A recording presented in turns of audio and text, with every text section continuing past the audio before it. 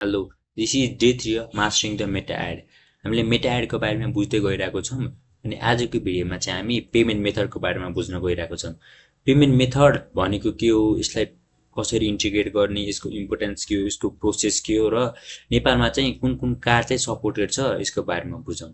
Hello and नमस्ते, I am सार्थक नेउपाने अनि यसको बारेमा चाहिँ म हजुरहरूलाई एक्सप्लेन गर्छु। सो सुरुमा बुझौँ वाइ दिस म्याटर भनेर।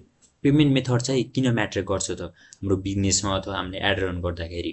पेमेन्ट मेथड म्याटर गर्ने भनेको हाम्रो बिजनेस ग्रो गर्नको लागि हो। पेमेन्ट मेथडबाट हाम्रो बिजनेस ग्रो गर्न सकिन्छ अनि विथआउट पेमेन्ट मेथड हामीले एड रन गर्न सक्दैनौँ। एड रन गर्नको लागि पेमेन्ट मेथड इज कम्पलसरी। अनि अर्को कुरा, पेमेन्ट मेथडले मेटासँग हाम्रो ट्रस्ट गेन गर्नको लागि हेल्प गर्छ। मेटाले हामीलाई बुझ्छ कि हामी जेन्युन भनेर, अनि जेन्युन भइसकेपछि मेटाले हाम्रो एड एकाउन्ट ब्लक गरिदिँदैन अनि हाम्रो सानो सानो मिस्टेकहरूलाई पनि उसले इग्नोर गरिदिन्छ। अनि अर्को भनेको हाम्रो एड स्पेन्ड र बिलिङको हाम्रो सबै कन्ट्रोल हामीले लिन सकिन्छ।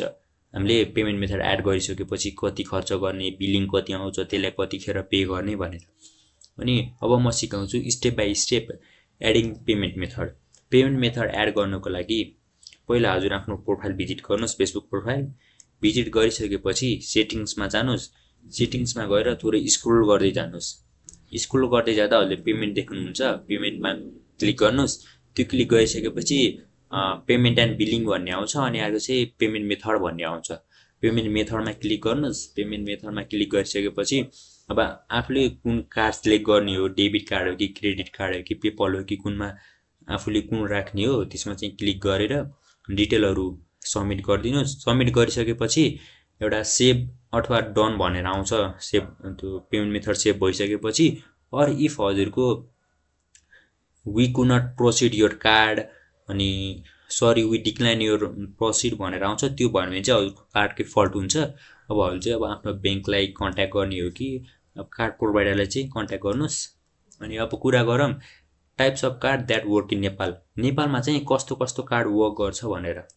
नेपालमा चाहिँ एक्सेप्टेड कार्ड भनेको भिजा या मास्टर कार्ड हो। डेबिट अथवा क्रेडिट कार्ड भन्छौँ, त्यो कार्ड वर्क गर्छ। त्यो कार्डमा पनि हाम्रो इन्टरनेसनल ट्रान्जेक्सन चाहिँ इनेबल हुनुपर्छ।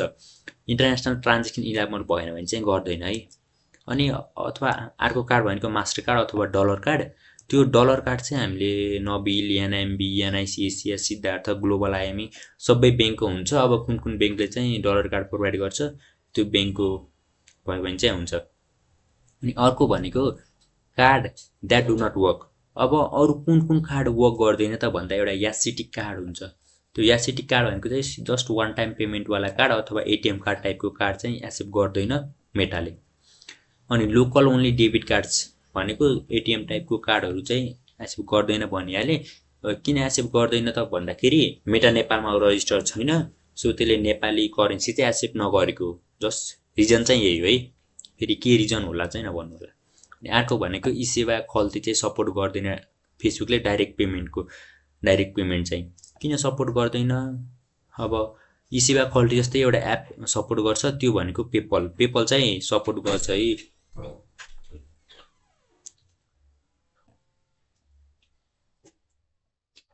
अर्को भनेको यी सेवा अथवा खल्ती हो। यी सेवा खल्ती चाहिँ फेसबुकले सपोर्ट गर्दैन डाइरेक्ट पेमेन्टको लागि। किन सपोर्ट गर्दैन त भन्दाखेरि भने नि नेपाली करेन्सी मेटाले एक्सेप्ट गर्दैन। सो अनि यी सेवा खल्ती जसले एउटा एप सपोर्ट गर्छ त्यो भनेको पेपल हो।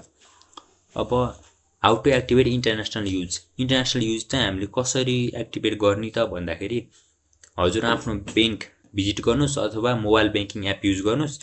मोबाइल ब्याङ्किङ एप युज गरेपछि हजुरको त्यहाँ कार्डको सेक्सन आउँछ। कार्डको सेक्सनमाथि आई कार्ड अथवा डलर कार्डको सेक्सन आउँछ।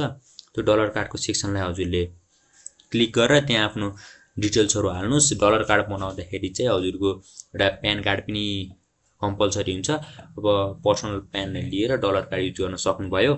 अनि कुनै कुनै ब्याङ्क एकाउन्टले चाहिँ हजुरको मिनिमम ब्यालेन्स चाहिन्छ युएसडी वालेटमा। कार्डमा चाहिँ मिनिमम ब्यालेन्स रिक्वायर्ड भनेर हुन्छ कुनै कुनै ब्याङ्कको चाहिँ। त्यो पनि हजुरले पैसा चाहिँ राख्नुपर्ने भयो। अब हजुरको अर्को छ भनेको कमन इस्युज एन्ड टिप्स। अब कमन इस्युहरू चाहिँ हजुरको के छ भने एउटा भनेको कार्ड डिक्लाइन। अब हाम्रो हुने भनेको कार्ड डिक्लाइन हो। किन कार्ड डिक्लाइन हुन्छ भने इफ हजुरको पेमेन्ट भएन भने कार्ड डिक्लाइन हुन्छ अथवा इफ हजुरको कार्डको केही मिस्टेक केही नम्बरहरू अथवा कार्डको हामीले सही राखेन भने डिक्लाइन हुन्छ अथवा हजुरको कार्ड इन्टरनेसनल युजेजका लागि इनेबल छ कि नै भनेर पनि डिक्लाइन हुन्छ। अनि इफ हजुरको अब कार्ड डिक्लाइन भइराख्यो वर्क गरेन भने चाहिँ अब अर्को ब्याङ्कको कार्ड युज गर्नुहोस्। म चाहिँ हजुरलाई सजेस्ट गर्ने भनेको ग्लोबल अनि एनएमबी र नोबेल ब्याङ्क यति तीनटा ब्याङ्कको कार्ड चाहिँ हजुरलाई मैले सजेस्ट गर्छु। त्यो चाहिँ राम्रोसँग काम गर्छ यो कार्डहरूले चाहिँ। अनि अर्को भनेको हामीले चाहिँ हाम्रो कार्डमा चाहिँ सधैँ ब्यालेन्स राख्नुपर्ने हुन्छ, किनकि ब्यालेन्स राखिएन भने अब हाम्रो के हुन्छ भने फेसबुकले चाहिँ $2-3 भएपछि आफै पेमेन्ट काटिराख्छ, हामीले बिलिङ गरेर पे आउट गर्नु पर्दैन।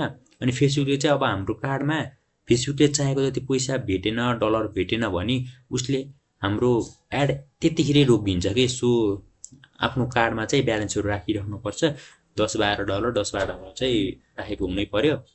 अनि अर्को भनेको about using the same card on the multiple ad account.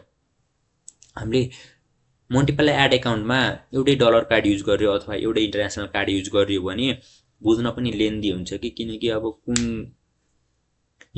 कुन कार्डले कुन एड एकाउन्टले कति बिलिङ गर्यो कति के गर्यो सबै बुझ्न लेन्दी हुन्छ। सो के गर्नुहोस् भने हजुरको एउटा कार्ड चाहिँ दुईटा एड एकाउन्टमा युज गर्नुहोस्, मिनिमम 2टा या 3टा, त्योभन्दा धेरै नगर्नुहोस्, झन् लेन्दी हुन्छ। अनि पेमेन्ट मेथड एड गर्दाखेरि पनि कार्ड डिक्लाइन हुने त्यस्तै प्रब्लम आइदिन्छ कि धेरै एड एकाउन्टमा हामीले एउटै कार्ड युज गर्यो भने।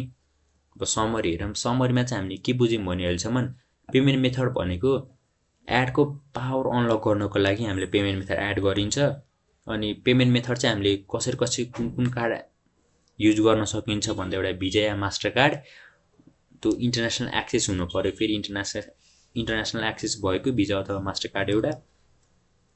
अनि हामीले पेमेन्ट मेथड एड किन गर्ने हो त भन्दाखेरि स्पेन्डिङ एन्ड बिलिङ केयरफुल्ली।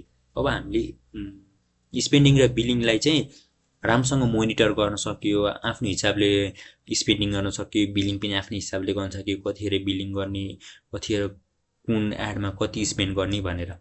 अनि अर्को भनेको ask your bank if you are unsure about the card support. अब हजुरको ब्याङ्कलाई सोध्नु कि अब उसले चाहिँ डलर कार्ड दिन्छ कि नै, हजुरलाई चाहिँ अब त्यो एड रन गर्नको लागि हजुरको कार्डले त्यो ब्याङ्कको कार्डले सपोर्ट गर्छ कि नै भनेर आफ्नो ब्याङ्कलाई सोधेर अनि त्यो कन्फर्म गरिहाल्नुहोस्। सो आजको भिडियो चाहिँ यति नै। Thanks for watching. अनि हाम्रो च्यानललाई सब्सक्राइब गर्न पनि नभुल्नुहोस् र फलो गर्न पनि नभुल्नुहोस् for more digital marketing tips. So thank you.